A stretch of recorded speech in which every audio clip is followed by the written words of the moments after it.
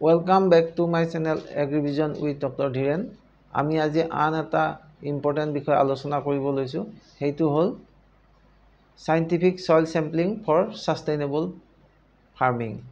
অসমীয়াত আমি যদি কওঁ বহনক্ষম কৃষিৰ বাবে বৈজ্ঞানিক পদ্ধতিত মাটিৰ নমুনা সংগ্ৰহ অৰ্থাৎ মাটিৰ নমুনানো কেনেকৈ সংগ্ৰহ কৰিব লাগে এই বিষয়ে আজি আলোচনা কৰো আহকচোন প্ৰথমতে জানি লওঁ what is soil composed of মাটি কি মাটি কিহেৰে গঠিত Soil is a mixture of minerals, water and air and organic matter. Yeah, minerals 45% থাকে যেনেকুৱা clay mineral, sand mineral এইবিলাক থাকে clay, sand, silt, water 25% থাকে air 25% থাকে আৰু organic matter 5% থাকে এইখিনি মিলি হয় soil. Minerals give structure যিকিটা minerals আছে সেইবিলাকে সয়লৰ টেক্সচাৰটো দিয়ে ওয়াটাৰ হাইড্ৰেট দা প্লান্ট ওয়াটাৰে প্লান্ট তো হাইড্ৰেট কৰি ৰাখে প্লান্টডালক সজীৱ কৰি ৰাখে কাৰণ উদ্ভিদত 70 to 90% প্লান্টত পানীই থাকে air provides carbon hydrogen and oxygen এই গোটেইখিনি বস্তু মাটিৰ পৰা পায় এতিয়া মাটিত এয়াৰ কোট থাকিব যিখিনি সয়লৰ পোৰ স্পেচ থাকে তাতে এয়াৰ থাকিব আৰু ওয়াটাৰো থাকিব আৰু organic ম্যাটাৰ এনহেন্সেস soil with nutrient and microbes organic matter যিমানে soilত থাকিব তাত নিউট্ৰিয়েন্ট বেছি থাকিব আৰু মাইক্ৰোফ্লোৰা বেছি থাকিব অৰ্থাৎ soilটো এক্টিভ হৈ থাকিব so this balanced composition ensure fertility drainage and healthy crops এই গুটেকিটা ব্যালেন্স কম্পোজিশন থাকিলে তেতিয়াহলে সয়লটো ফাৰ্টাইল হৈ থাকিব অৰ্থাৎ সয়লটোৱে উদ্ভিদক নিউট্ৰিয়েন্ট যোগান ধৰিব পৰা কেপাসিটি থাকিব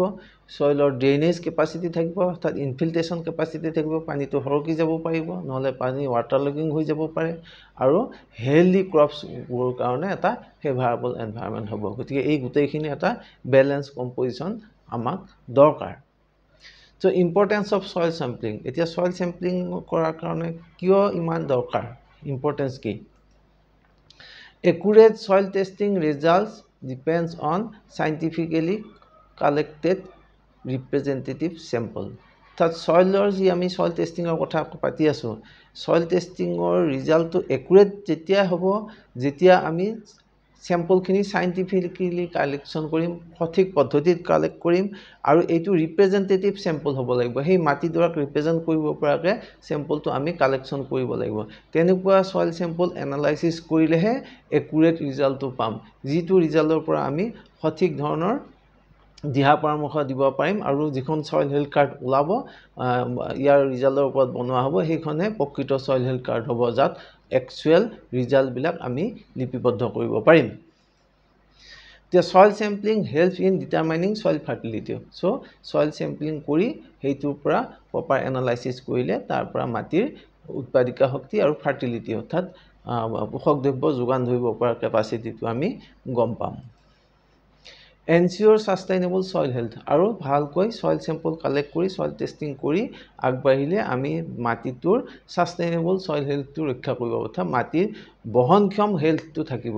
হেলথটো আজি মানে এনেকুৱা নহয় যে মাটিৰ স্বাস্থ্যটো আজি ভালে আছে কালি বেয়া হৈ যাব হেনেকুৱা হলে নহব আমাৰ মাটিৰ স্বাস্থ্যটো সদায় ভালে থাকিব লাগিব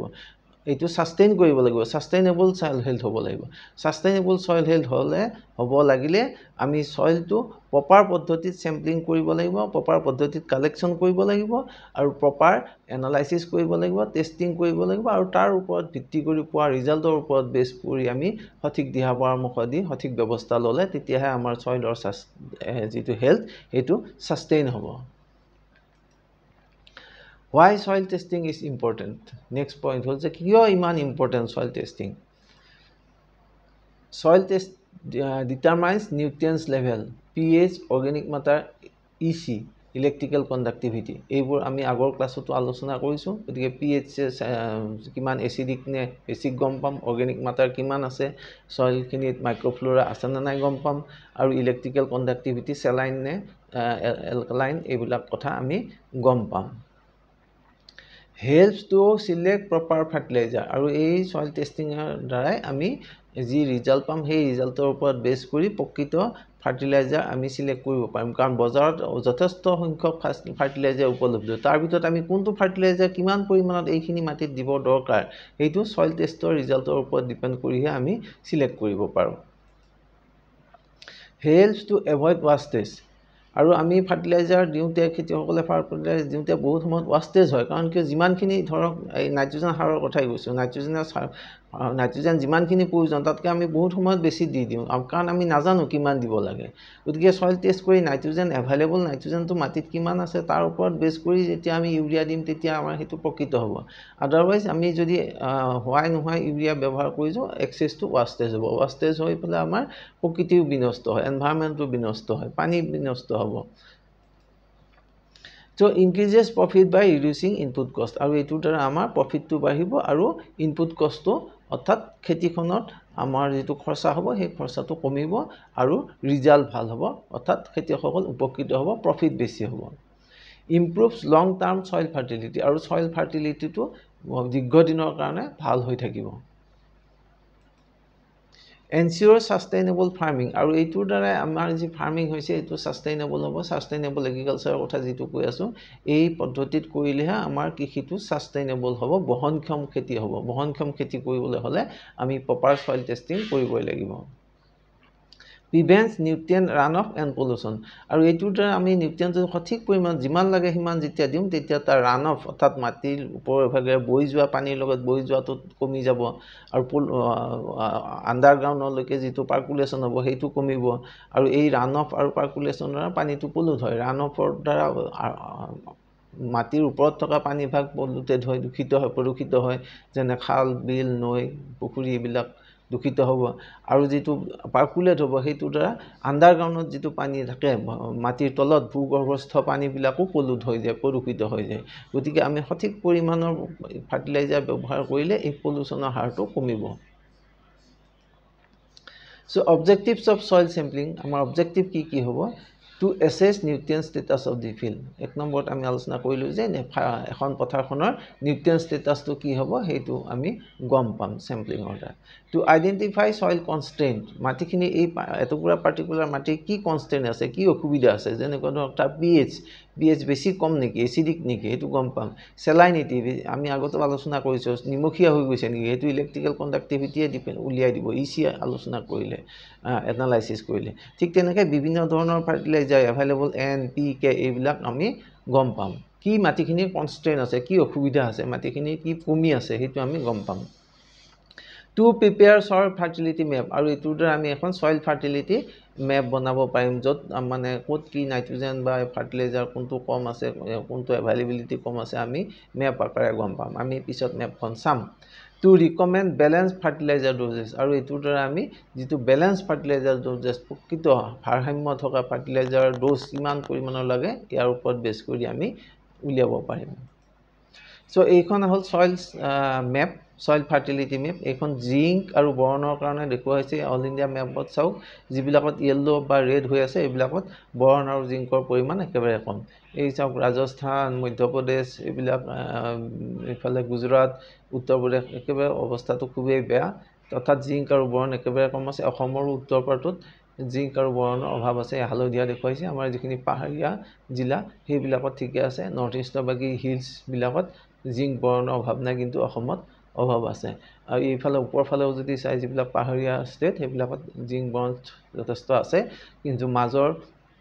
মধ্যপ্ৰদেশ উত্তৰ প্ৰদেশ বিহাৰ ৰাজস্থান গুজৰাট এইবিলাকত মানে ইনক্লুডিং অসম আমাৰ জিংক আৰু বৰণৰ অভাৱ আছে এইখনে হল সয়েল ফাৰ্টিলিটি মেপ ঠিক তেনেধৰণে অসমৰ কাৰণেও এনেকৈ বনাব পাৰি গতিকে এটা সয়েল ফাৰ্টিলিটি মেপ বনাব পাৰি এতিয়া আহো টুলস এন্ড মেটেৰিয়েলস ৰিকোয়াৰ্ড আমি সয়েল স্যাম্পল কালেকশন কৰিবলৈ হলে সয়েল স্যাম্পলিংৰ কাৰণে কি আমাক টুল লাগিব সজুলি লাগিব আৰু সা সামগ্ৰী কি লাগিব এক নম্বৰতে স্পেড অৰ আগাৰ এখন খুৰপি স্পেড বা আগাৰ এডাল লাগিব দুই নম্বৰ ক্লিন প্লাষ্টিক বাকেট এটা লাগিব তিন নম্বৰ লাগিব স্যাম্পলিং বেগ স্যাম্পল বেগটো সাধাৰণতে পলিথিনৰ হয় বা কেতিয়াবা ক্লথৰো হ'ব পাৰে মাৰ্কাৰ পেন এন্ড লেবেল লাগিব পলিথিন বেগ বিলাক লগাবলৈ স্যাম্পল বেগ বিলাক লগাবলৈ আৰু লিখিবৰ কাৰণে মাৰ্কাৰ পেন লাগিব জিপিএস কেমেৰা থকা ফোন এটা লাগিব যেটো আমি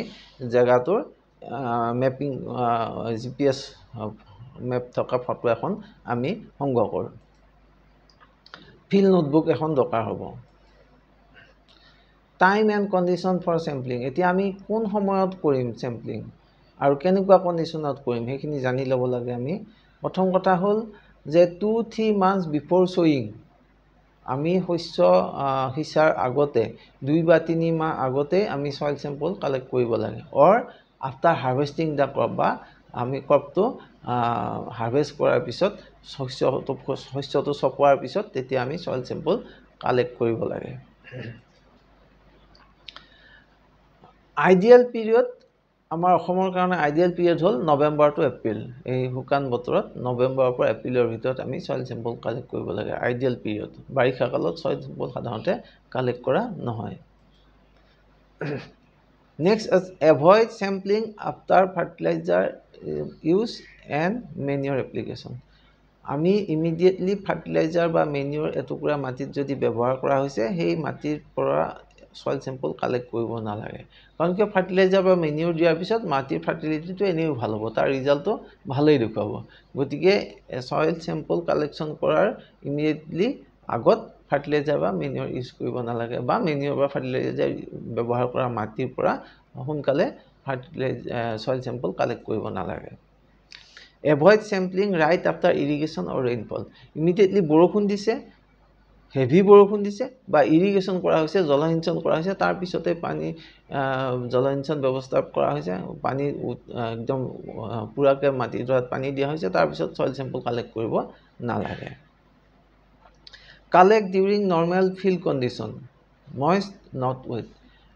আৰু মাটিটো যেনেকুৱা নৰ্মেল ফিল্ড কণ্ডিশ্যনত আছে তেতিয়া সময়ত কালেক্ট কৰিব লাগে মাটিটো সেমেকাও থাকিব লাগে কিন্তু একেবাৰে ভিজা টেপটেপিয়াও হ'ব নালাগে একেবাৰে শুকান গুৰগুৰীয়া মাটিও নহয় সেমেকাও মাটি আৰু একেবাৰে বোকা ৱেট মাটিৰ পৰাও সয়েল স্যাম্পল কালেক্ট কৰিব নালাগে নাও when and where to avoid sampling ক'ত আমি স্যাম্পলিং কৰিব নালাগে কেনেকুৱা জায়গাত বা কেনেকুৱা সময়ত স্যাম্পলিং কৰিব নালাগে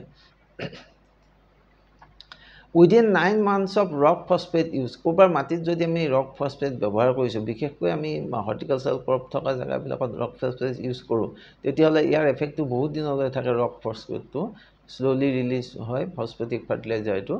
গতিকে 9 মাহ পৰ্যন্ত আমি এই মাটিৰ পৰা সয়েল স্যাম্পল কালেক্ট কৰিব নালাগে within 90 days of organic matter or fertilizer application organic matter যিকোনো organic matter ইউজ কৰাৰ পিছত এপ্লাই কৰাৰ পিছত বা ফসফেটিক ফাৰ্টিলাইজাৰ এপ্লাই কৰাৰ পিছত 90 দিনলৈকে আমি এই মাটিৰ পৰা সয়েল স্যাম্পল কালেক্ট কৰিব নালাগে within 30 days of nitrogen and K fertilizer application আৰু যদি নাইট্ৰোজেনাছ ফাৰ্টিলাইজাৰ ইউজ কৰিছো যেনে ধৰক ইউৰিয়া আৰু পটাছিক ফাৰ্টিলাইজাৰ ইউজ কৰিছো যেনেকৈ ধৰক MOP এইবিলাক ইউজ কৰাৰ 30 দিনৰ ভিতৰত সয়েল স্যাম্পল কালেক্ট কৰিব নালাগে from unusual area কিছুমান যেনেকুৱা ধৰক road margin ৰাস্তাৰ কাষৰ পৰা মাটি কালেক্ট কৰিব নালাগে স্যাম্পল কালেক্ট কৰিব নালাগে বান্ধৰ পৰা নদী বান্ধৰ পৰা কালেক্ট কৰিব নালাগে near trees গছৰ তলৰ মাটি কালেক্ট কৰিব নালাগে cattle shed গৰুৰ গোহালি বা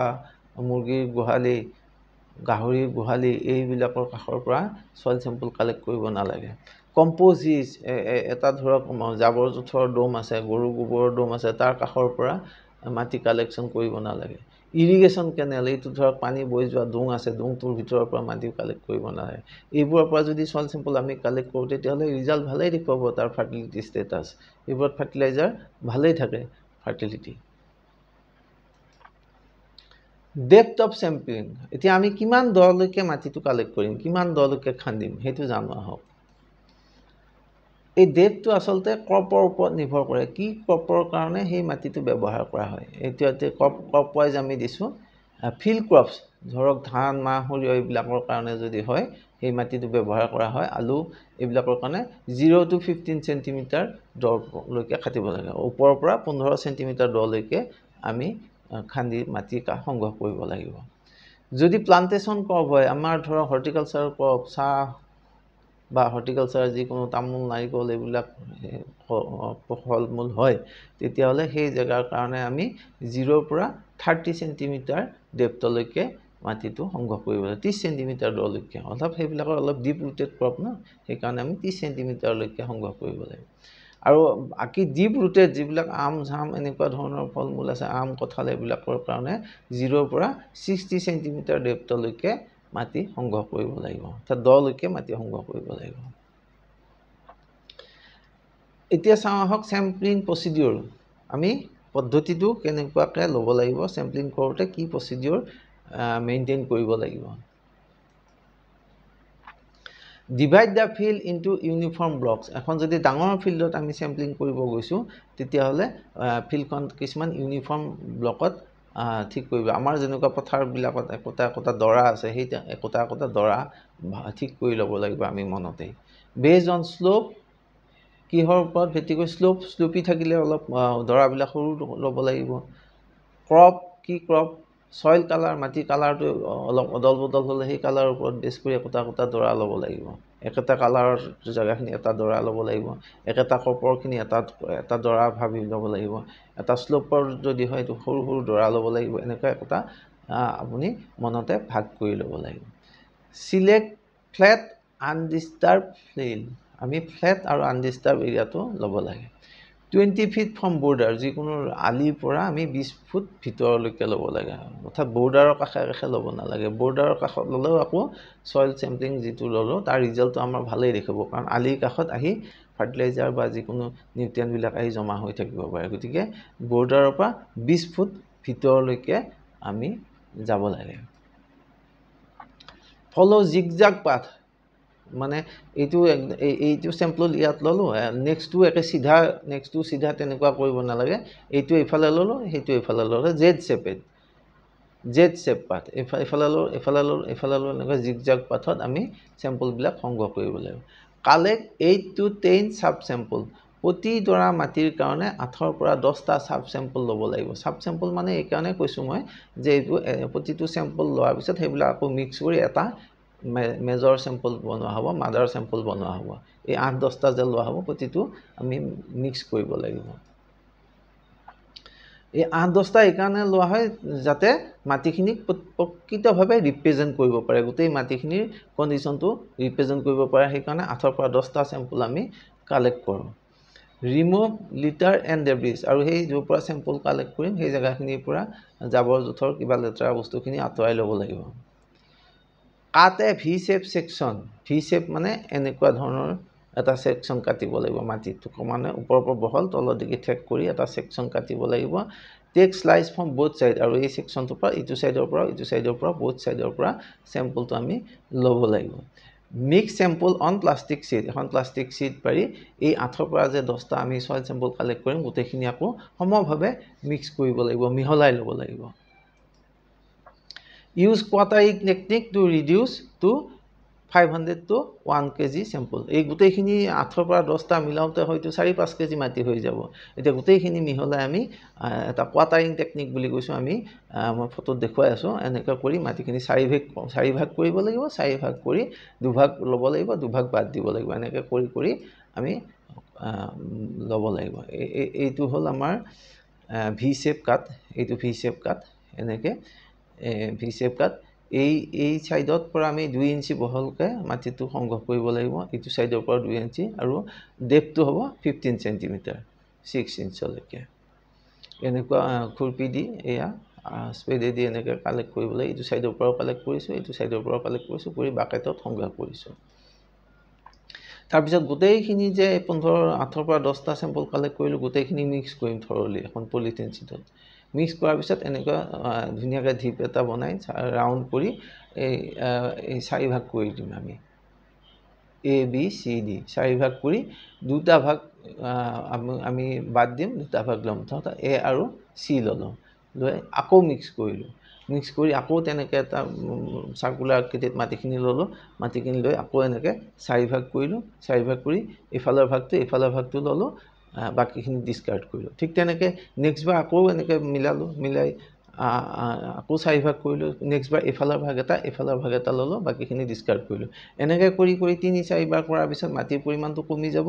500 to 1 kg মান যেতিয়া মাটি হ'ব সেইটো আমি ফাইনেলি সংগ্ৰহ কৰিম এইখন স্পেডেদি কথাটো দেখিছোঁ আৰু আজিকালি মাটি সংগ্ৰহ কৰিবলৈ এনেকুৱা এটা আগাৰ পায় এইডাল আগাৰ বুলি কয় এইডাল আগাৰ দি এনেকৈ হেঁচি এনেকৈ ঘূৰাই দিলে আমাৰ আগাৰটো বহি যায় আৰু তাৰ পৰা টানি উলিয়াই অনাৰ পিছত মাটিটো সংগ্ৰহ কৰিব পাৰি একে প্ৰক্ৰিয়া ইয়াতে মিক্স কৰিছোঁ বাকেটত মিক্স কৰি আমি সংগ্ৰহ কৰিম মিক্স কৰি কৰাৰ পিছত যেতিয়া মাটিটোৰ পৰিমাণ আমি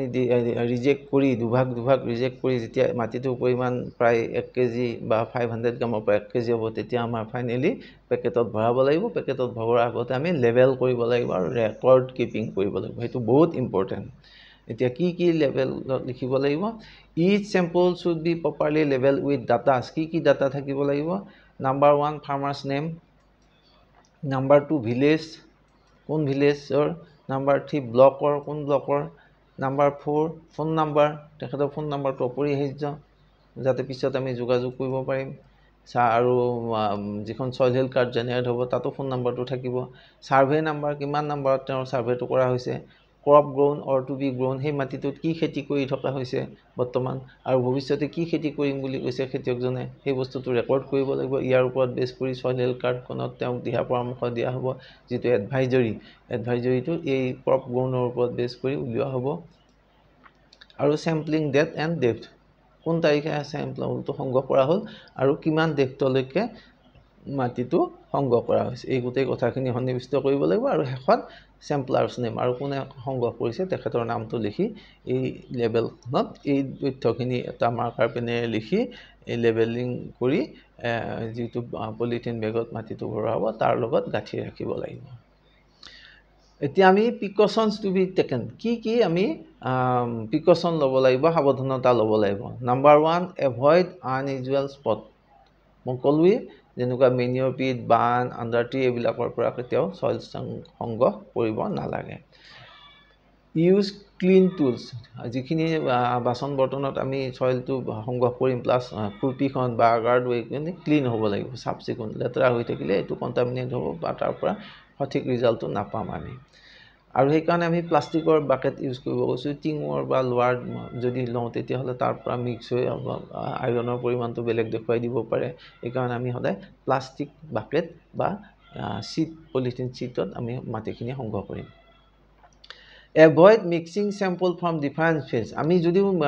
মই ইতিমধ্যে ক'লোঁ যে মিক্স কৰিবৰ কাৰণে চাব চেম্পল কেইটা 8 পৰা 10টা যি চাব চেম্পল কৰিম এটা প্লটৰ সেই প্লটৰ চেম্পলখিনি মিক্স কৰি আমি ফাইনেলি এটা মাদাৰ চেম্পল বনাম কিন্তু এইটো এনেকুৱা কেতিয়াও কৰিব নালাগে যে এইখন ফিল্ডৰ চেম্পল আৰু সেইখন ফিল্ডৰ চেম্পল আনি মিক্স কৰি পেলাই এটা বনাইছোঁ তেতিয়াহ'লে গোটেই বস্তুটোৱে আমাৰ একেবাৰে ভুল হৈ যাব গতিকে avoid mixing sample from different